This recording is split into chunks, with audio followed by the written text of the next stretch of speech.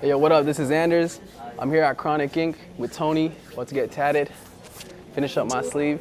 Let's get it. Why can't I feel anything? Quit tweaking, but I might start popping pills again.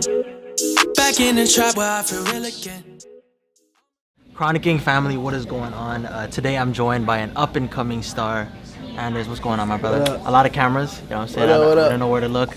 But today he's getting a tattoo by Tony. Tony, say what up, bro? Hey. So, Anders, I see you already. I just met you right now. I see you all the tattoos. What are you getting today? So today we're doing like a mask and a snake on my arm right here. Reminds you of the snakes out here. Yeah. Keep it on my left arm. Quick face tat, like 6'9", nah. I don't know. Maybe if I get so lit where I'm like, it doesn't matter anymore. I got a face tat. Yeah. I'm so interested in your story, man. Like, my favorite track, Diamonds, hard. No, fam, like it's hard. Like, how did you even get discovered? What was your come up story? I mean, the discovery was, I think it was like, you know, I cooked up 2 songs, Choosy and the Days. I put them out, and then, you know, from there it was just organic. Like, it was just kind of like me at home, kind of uploading it, and then from there, I guess people just kind of picked up, and it was just all word of mouth, really. People sharing it. There was no like major, you know. There's no like, cosign, like no major. Yeah, no blogs or nothing like that, or like. And then slowly they just started picking it up. People started sharing it, and then as the buzz grew, like I became more, I guess, motivated. Yeah. And you know, more excited about it. And then just like even up until now, everything's just been like the growth and the exposure is all really organic. But how did the whole NST group form? And what does NST stand for?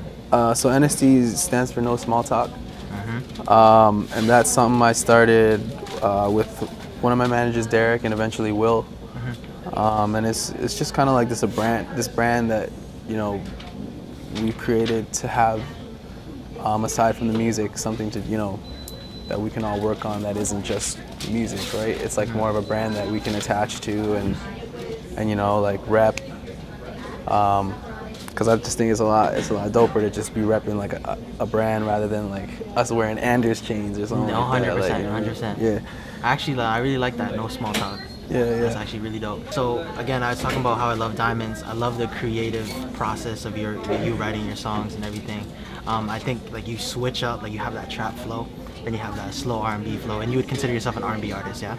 Yeah, I consider myself a singer. Singer, yes. Yeah. So, like, what was your favorite songwriting? I don't know, that's tough. Yeah. I feel like every like different song is like a different, like I'm in a different mood. Yeah. So like, you know, one song that I like when I'm in this kind of vibe, I might not want to hear it when I'm in this kind of vibe. Yeah, no. So it just kind of depends like what mood I'm in. I got it. Yeah. So how about like, do you have a favorite lyric that stood out when you wrote it and you're like, oh shit, this is fire, like I'm ready to lay down a vocal on it? Fuck. I think all the shit's fire, so. Hey. Alright, no small talk. Go, we're going with that. So any 3 artists that you would love to collaborate with, it doesn't matter the genre, any 3 artists, dream artists that you would love to collaborate with, it's your time. I mean, I mainly want to collab with like, I guess like rappers and producers, but probably Thugger is one of them. Young Thug? Yeah, Thugger.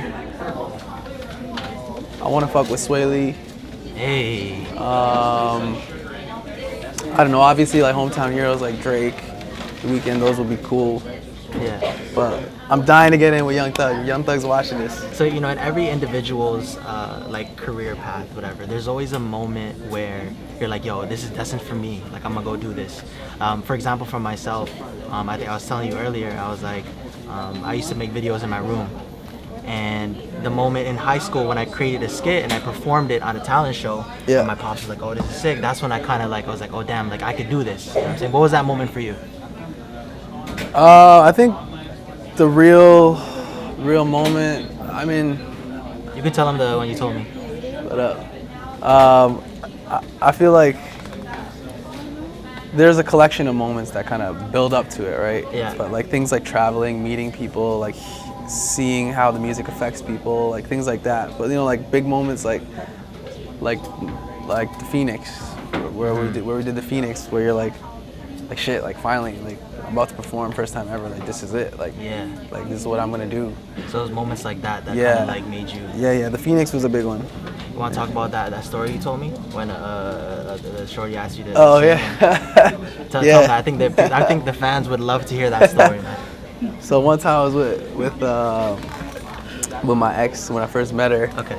She asked me to sing a song for her. Yeah. So she picked like a hard ass like Robin Thicke song to sing. I was like, Robin Thicke, yeah. I'm like, oh, what song real? exactly was it? It was Lost Without You. Oh my god. Yeah, I'm like, it was like all falsetto and all that shit.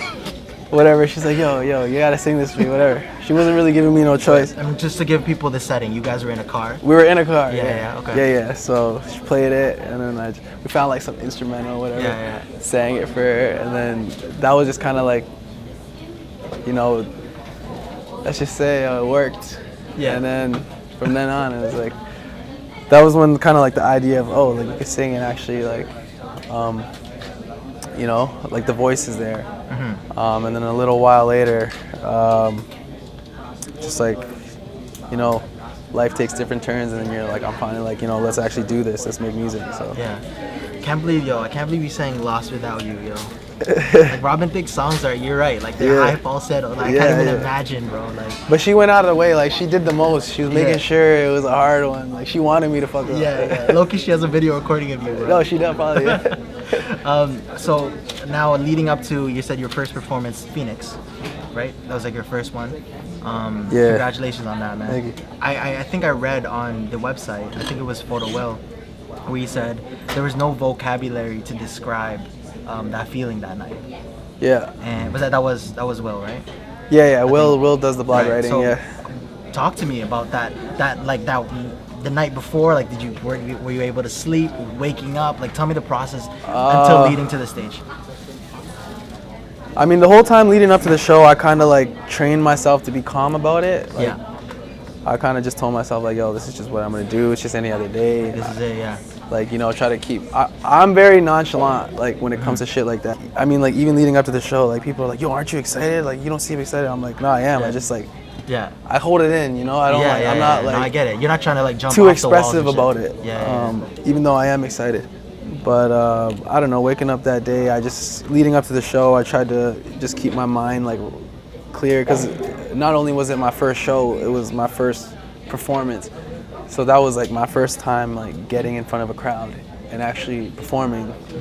Right. So there was just like a whole lot of like nerve building up. For where sure. You're like, you don't know how it goes, right? It was like the anxiety of before you getting on stage.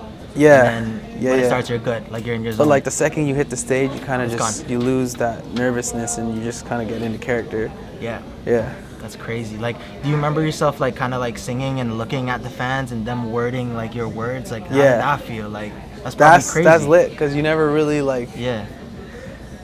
That feeling is like, it's like watching, you know, like those are like the fruits of labor, like seeing how it affects people. That's like what keeps you motivated. Yeah.